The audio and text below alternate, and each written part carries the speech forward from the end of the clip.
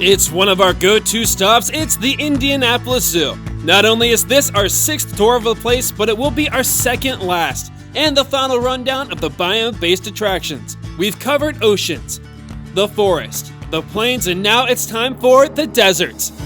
A roughly 13,000 square foot complex that opened a couple years after the zoo's relocation. Just like how the oceans can be called the aquarium, the deserts building can be called a reptile house. But unlike most reptile houses, the light in here is 100% natural. You'll find over 30 species from many corners of the world, and not just ones found in the driest parts.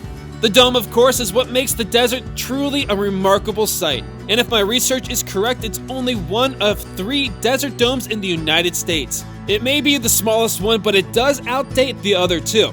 As usual, this episode's tour will focus more on the exhibit's designs, and that includes my unveiling of the zoo's newest exhibit. So let's begin. Fit in between the Dolphin Dome and the International Orangutan Center, a noticeably smaller building with a peculiar shape comes into view. As soon as you enter, you'll notice that small size seems to expand, and with the help of air vents and direct sunlight, you'll immediately feel the dry heat.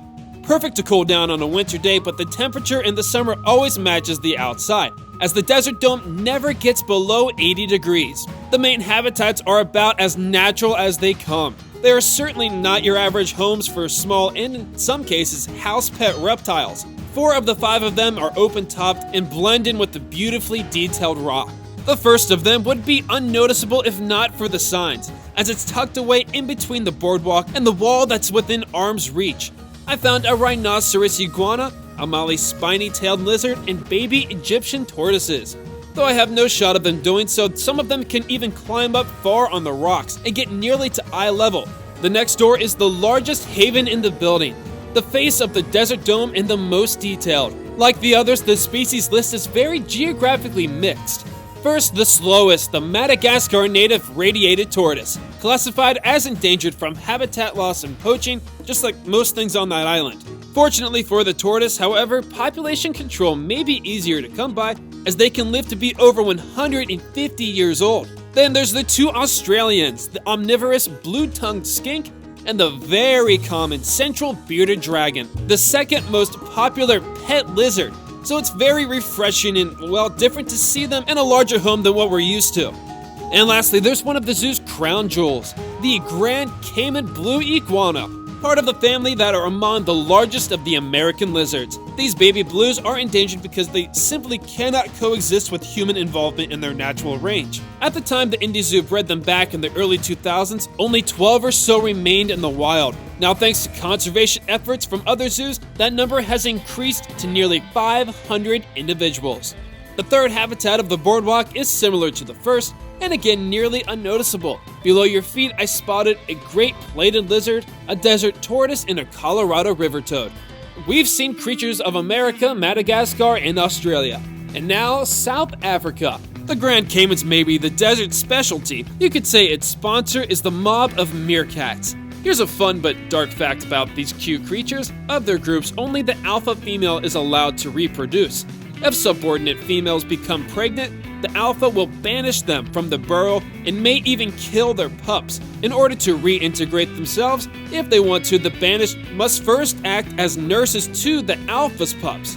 Though it has nothing to do with that, their enclosure in the desert dome was added in 2006 and allows you to always get a close encounter with them. And thanks to the glass on the front, it gives you the opportunity to even see their world below the sand.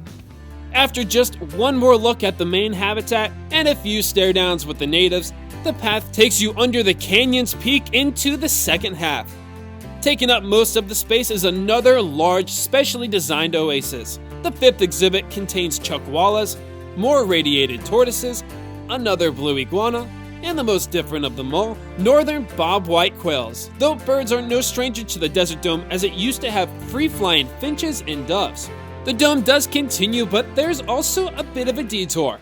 This is the Extreme Snakes, the newest addition to the Indianapolis Zoo. No, this room isn't anything new, but they took their 14 traditional style terrariums and replaced them with 6 homes that are massive in comparison to the former. Extreme Snakes first introduces you to the reticulated python, the longest snake in the world, which is ironic because it was unfortunately a no-show.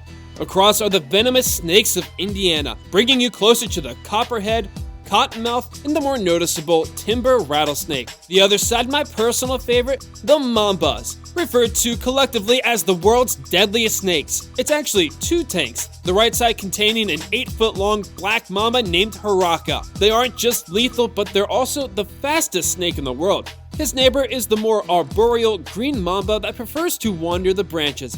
But if you look below, they also live with the ground-dwelling gaboon viper, the last of the extreme snakes paralleling the reticulated python's home. Together, this too is larger than the rest and also contains a giant.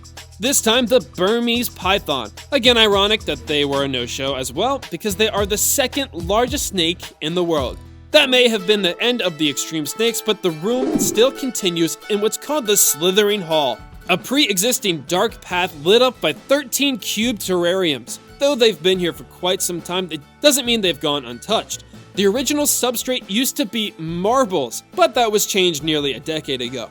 With the Extreme Snakes renovation, the Slithering Hall received a facelift once more and now contains more appropriate-sized creatures. Just like the previous attraction, this too doesn't just contain desert animals like Gila monsters, Masasagas, Catalina Island rattlesnakes, but there's also tropical creatures thrown in the mix as well.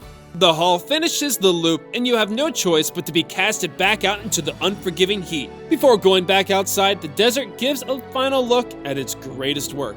Oh yeah, and at this spot, look below for the Australian snake-necked turtle. With its nearly unbearable environment, enclosures that blend in so naturally with its surroundings, and attention to detail and design with its rockwork and landscapes. Though it may be the smallest major attraction at the Indianapolis Zoo, the Desert Dome definitely offers the most immersive experience. Thank you for watching.